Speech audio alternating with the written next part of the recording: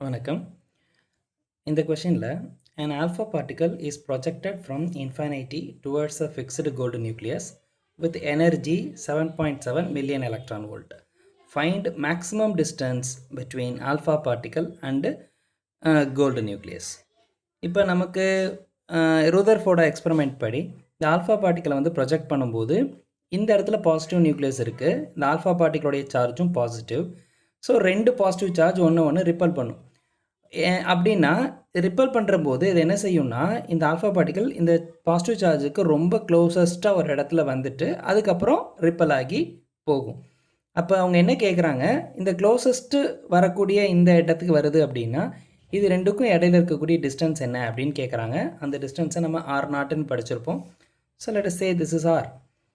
இப்போ நம்ம இந்த கொஷினுக்கு நம்ம என்ன ப்ரீ நாலேஜ் எடுத்துக்கணும் அப்படின்னா law of conservation of energy எடுத்துக்கணும். ஆற்றல் அழிவின்மை விதி அது என்ன நமக்கு சொல்லியிருக்கு, total mechanical energy before collision and after collision is equal அப்படின்னு சொல்லியிருக்கு. அதாவது மோதுதலுக்கு முன்னாடி உள்ள ஆற்றலும் மோதலுக்கு பின் உள்ள ஆற்றலும் மாறாது அப்படின்னு சொல்லியிருக்காங்க.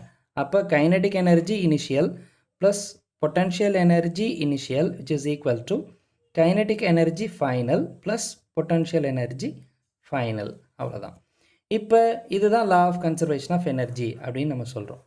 இதில் இந்த ஆல்ஃபா பார்ட்டிக்கல் ஓடி வர்றதுனால ஸோ அதனுடைய kinetic energy ½mv² plus potential energy என்ன அப்படின்னா இந்த இடத்துல கம்ப்ளீட்டாகவே ஆல்ஃபா பார்ட்டிக்கலுக்கு கைனடிக் எனர்ஜி மட்டும் தான் இருக்குது, பொட்டன்ஷியல் எனர்ஜி இல்லை.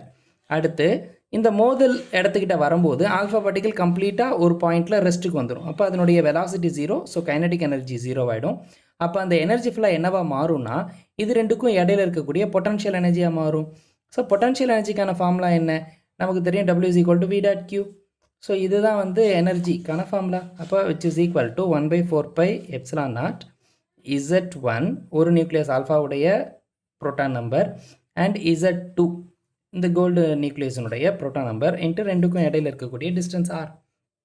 அப்போ இந்த ஃபார்முலாவில் இந்த எனர்ஜி நமக்கு கொடுக்கப்பட்டிருக்கு. ஆனால் கொடுக்கப்பட்ட எனர்ஜி வந்து 7.7 மில்லியன் எலக்ட்ரான் வோல்ட்டில் கொடுக்கப்பட்டிருக்கு.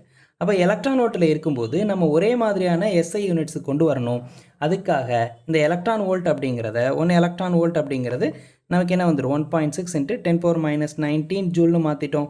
அடுத்து இந்த இடத்துல 9 × 10⁻9 இசட்டோட வேல்யூ 2 ஆல்ஃபா பார்ட்டிகளுடைய சார்ஜ் வந்து 2 எலக்ட்ரான், அதனால் 2 × 1.6 × 10⁻19 இன்ட்டு இந்த இடத்துல இசட்டோட வேல்யூ என்ன அப்படின்னா 79.